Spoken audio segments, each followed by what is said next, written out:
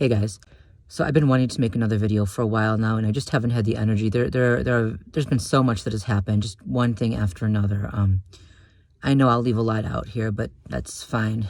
You know, if I leave something out and it's really important, I'll put it in the description section. So read that. Anyway, first things first. I know a lot of targets have said that they're followed around by white cars and white vans. And I also am. They swarm me. Like, even if I'm, you know, in a cab or a rideshare car, I'll be boxed in by white cars, right? It's what's happening. So the question is, are they all perpetrators? You know, at some point, it's not a coincidence any longer, right? Here's the thing. I don't think they're all perpetrators, and here's why. At least, you know, when they're boxing a person in, they probably are. But when they're just everywhere swarming you, maybe not. Here's why. I have a friend, and she's really, I'm not gonna give her name. She's really poor, and she's been homeless, and it's been rough. But she's a rideshare driver, and at first she had to rent cars in order to ride with the rideshare, which that cost so much. I mean, she couldn't afford an apartment. She couldn't get an apartment. So she was literally living in the car. Well, what she said was, and it's weird, that every rental car they gave her was white. There could be a ton of other cars on the lot, but they always gave her the white one. And when she had finally saved up enough money to put a down payment on a car that she could actually buy, again, it was a little white car. And you know, when you're poor and you're desperate, you don't always get to decide what car you get. You know, it's got to be in your price range. It has to be, you know, something they're willing to sell you in your price range. It's got to be, you know, if you're working for rideshare, it's got to be sufficient for them. So this is what they gave her. And again, it's a little white car. Was a little white car. And she just said it's weird because there were so many other cars in the lot. But again, that's what they gave her. So here's what I'm thinking. You know, a lot of the people who are driving around probably don't even realize that they're being, you know, used against targeted individuals. You know, for rideshare drivers, you know, a ton of drivers could get the same prompt to, you know, to go to a certain location at the same time, whether to pick up a passenger or to drop off a passenger. You know, and especially if they're getting directions, you know, with maps or whatever, they can be told, you know, all of them to go to the same area, and they don't realize what's happening, and the target's going to be in that area. So I think, you know, some of this is just people who have no clue what they're being used for. Now, in some cases, they know damn well, at least, that they're involved in something, because I can tell you, a long time ago, not a long time ago, but a while back, I had spoken about how it's irritating when, you know, herd mentality takes over. So, and I explained it by, you know, how if you're in traffic and one person honks, then another person honks, then another person starts, and before you know it, everybody is honking, even though nobody can go anywhere, right? So I ranted a little bit about that. Not too long after that, I was walking. It was a few blocks from here, and that's exactly what happened. And before I knew it, it wasn't even rush hour, or was it rush hour? I don't know, but there was a bunch of people honking and honking and honking and honking and honking, and a lot of them were looking out their window and laughing and smiling. Do I think they were all evil monsters who were involved, or who realized they were involved in a psyop? No. You know, I think some people too, they're taking these jobs through apps where, you know, they'll be told, go here and do this, go here and say this, and they don't even realize what they're doing or saying. They don't realize what they're involved in. They don't realize that it's a stalking campaign. Anyway, that's all the credit I'm going to give these psychopaths for now, because it's just that they're not all, you know, bad. But those who do understand what they're involved in, they're the scourge of the earth. They're a plague upon humanity. Things are getting bad. I keep saying that, don't I? And you think they can't get worse, but they get worse. The pounding continues. It's on and off as it always is. It's never constant. But again, you know, I'm getting very little sleep. And as soon as I fall asleep, there'll be a bang from upstairs. It'll be right on our floor. It sounds like metal hitting concrete. I mean, it's our ceiling, their floor. Sounds like metal hitting concrete, and then it stops. But I'm already awake by that point. Then early in the morning, there's a very light tapping, tap, tap, tap, or pound, like a very light pounding and thumping. And, it's meant to just, first of all, remind you that they're still there. But second of all, and to prevent you from sleeping, right? That's noise harassment is to prevent you from sleeping. Because, there's a reason that governments all over the world, corrupt governments all over the world, have used sleep deprivation as a form of torture, right? It weakens you. It lowers your defenses. It becomes, it causes all kinds of illnesses, physical, psychological. It destroys people. You can't. If we talk about all the methods of torture, that alone can destroy a person.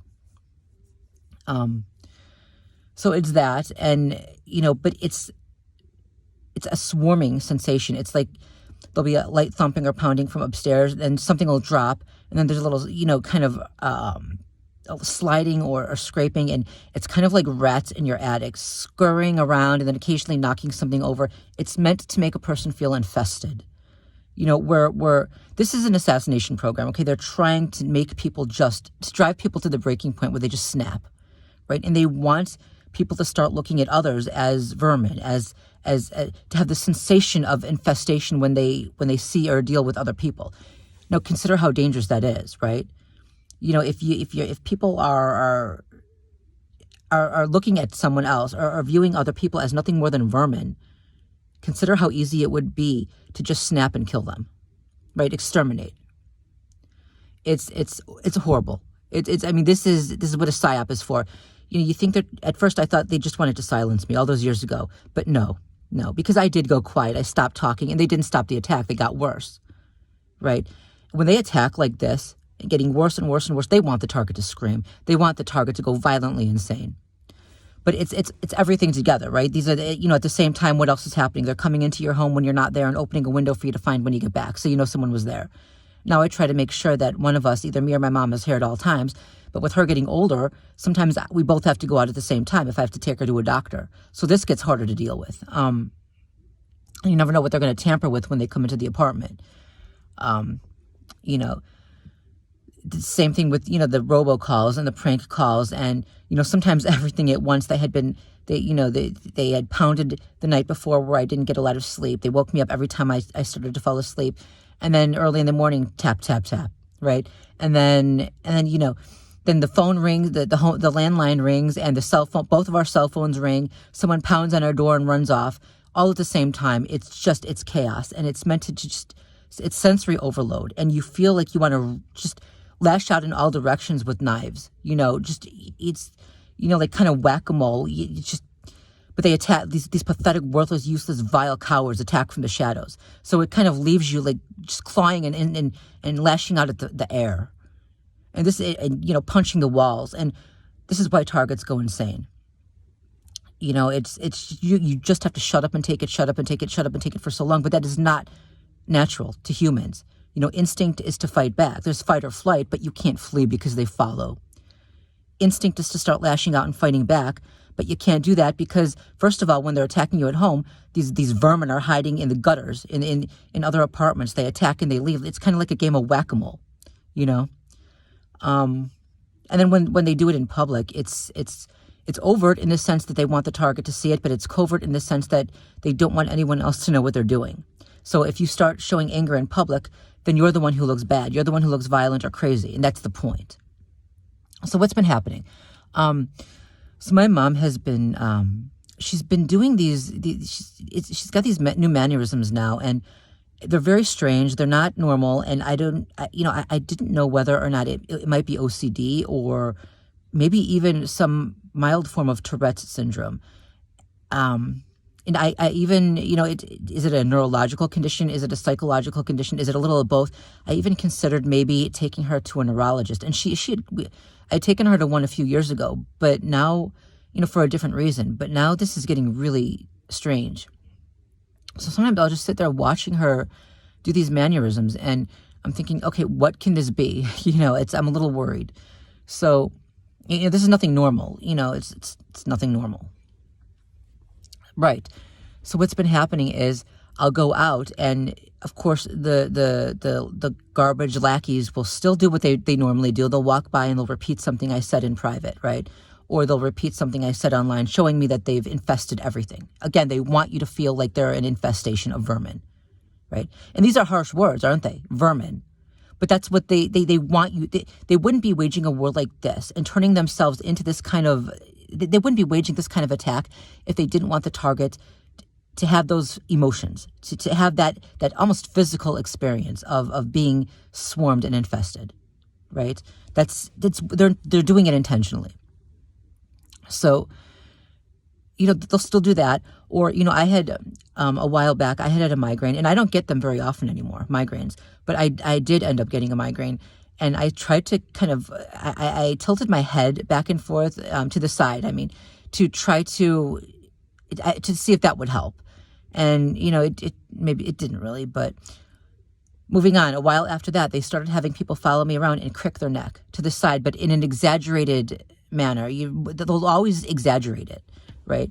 Just like, I used to have, and I try not to do it anymore, but I would make hand gestures, and it's kind of like a release of nervous energy. It's, I guess in the autistic world, they call it stimming, but, and I've tried to be mindful of that, not to do that outside. But they would come by and copy me. They would have someone walk by and copy me, but in an overly exaggerated manner. So they'll do this too. They'll have these really twisted psychopaths come by, and they'll crick their neck like really violently. And some of them will twist their face and contort their face into this ugly thing. It's creepy, and it's meant to be. These are the sickest, most depraved. And it's one after another, too. It's not just one time. If one person does it, okay, his neck is sore or something like that. But they do it over and over again. Well, recently they've been having people come by and copy my mom's mannerisms. But in order to do that, it can't look normal, because what she's doing is not normal. It's not a normal movement. They're not normal movements that people typically engage in. So it's, normally they'll, they can pass it off as something that's just, anybody watching would think, oh, this is nothing. Why are you getting so upset? Kind of like the double nose tap that they have people come by and do. Well, he's just rubbing his nose, even though he's not. It's a double nose tap. But, it's meant to look normal and ordinary so that nobody else thinks that they're doing anything wrong. But this is different. They have to look like they're doing something, because these aren't normal movements. So, and maybe a week ago, I was in the store, and they had this guy. He looked Eastern European again, and he kind of moved a bit close to me, and he gave a little cough to get me, cleared his throat to get my attention. And I did not. I looked at him sideways, but I would not show that I was looking at him. I walked on, and I know that never works. If I try to avoid it, they'll work even harder to get my attention. And by that point, the more you restrain yourself, and hold back and hold it back and hold back, the worse you're going to snap when you finally do. Trying to ignore it does not fucking work. It's kind of like a pot of boiling water. You take a kettle, put water in it, close up the vents, put it over a flame, and keep turning the heat up. The steam can't get out because you've closed the damn vents. At some point, that fucking thing is going to explode, right?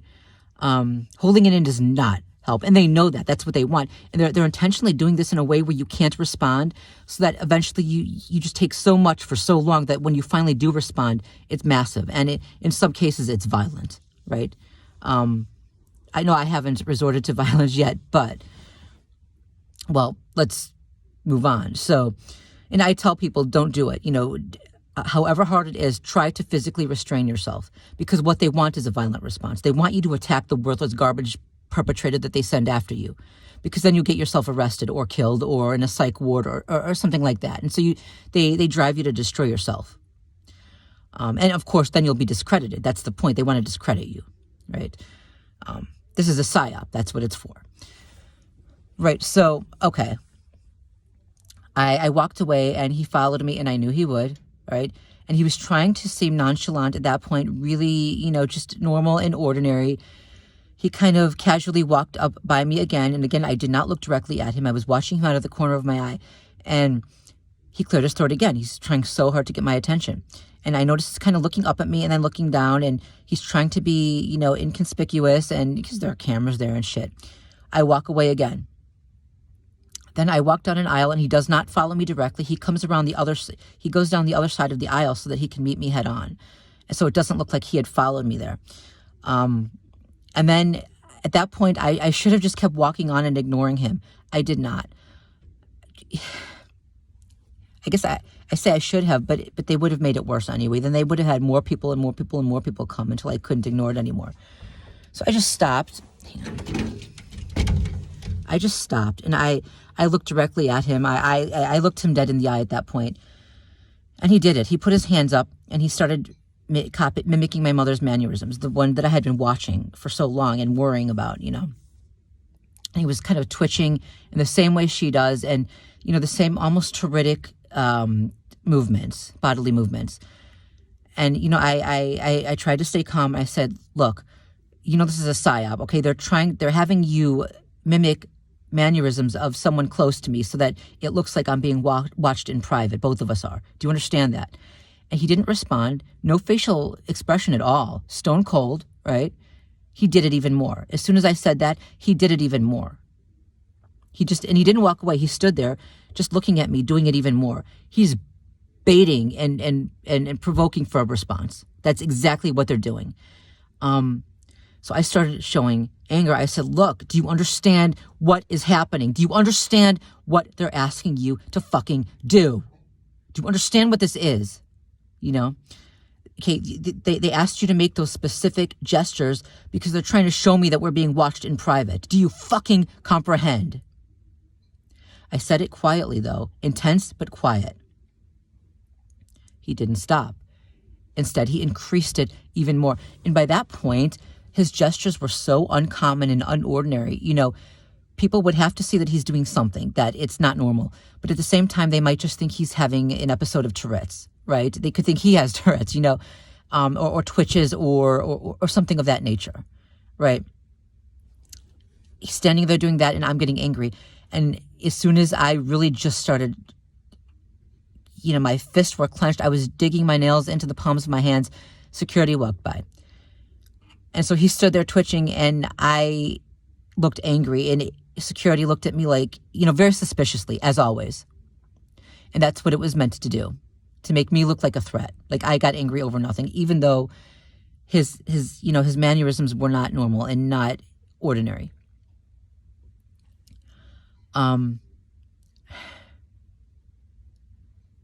Walking away gets harder and harder to do.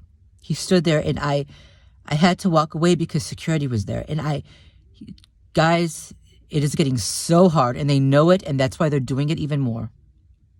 Because they're telling you, they're showing you that they're watching you in private and watching your family in private. I walked away. Okay, fast forward. And I'm leaving out a lot. But so another thing is they're having people follow me around with roses, either carrying roses or wearing roses on their shirt. This is not the time of the year where there are a lot of roses around, where people have them. But that's what they're doing. One time this guy walked by and he was carrying roses in his hand, and he kind of picked them up a little bit and kind of shook them in my face. Not in my face, but just to get my attention. Yeah, I'm thinking, yeah, buddy, I know, I see. But again, if it's one person, okay, they're getting flowers for someone. But when it happens over and over and over again, and of course, this is a season where roses are not, they're not in season right now. This is what a psyop is. They're saying, yeah, we're here, and there are a lot of us. Right? Anyway, so that happened. And then 2 days ago, I had to go out, and so first of all, I went to the pharmacy to pick up two prescriptions, one for me and one for my mom. I had called it in earlier, and everything went fine. It was an automated system, and when I got there, the woman, I tried to get my mom's prescription first, and the woman said, "Well, we don't have any record of this prescription being refilled." And I told her, well, I had called to do it, and it went through on the automated system. And she said, well, they don't have it. So they filled her prescription there, right then and there. That was good. But then it came to my prescription, and they said, oh, but there aren't any refills left. We have to call your doctor. But here's the thing. When you call the automated system and there aren't refills left, they'll tell you right away. They'll say, we have to contact your doctor. give us such and such days, right? But in my case, it went through. So there was no indication of that, of there not being any refills left. So that was really weird. So that was the first thing, more chaos, more stress. I had to run a few errands after that, and God, what happened? Again, the neck cricking. Again, it was Eastern European. Usually, white guys with darker hair, short dark hair, and what happened? I'm so frazzled at the moment. This guy walked by, and this second guy who did this, and I hadn't been out for very long, and he turned. As I'm walking toward the corner, he comes around the other side, and he looks at me, contorts his face, and cricks his neck really hard, and it makes his ugly face, and that's what they keep doing, and it's horrible. God, it's meant to be creepy, but it's just moving on.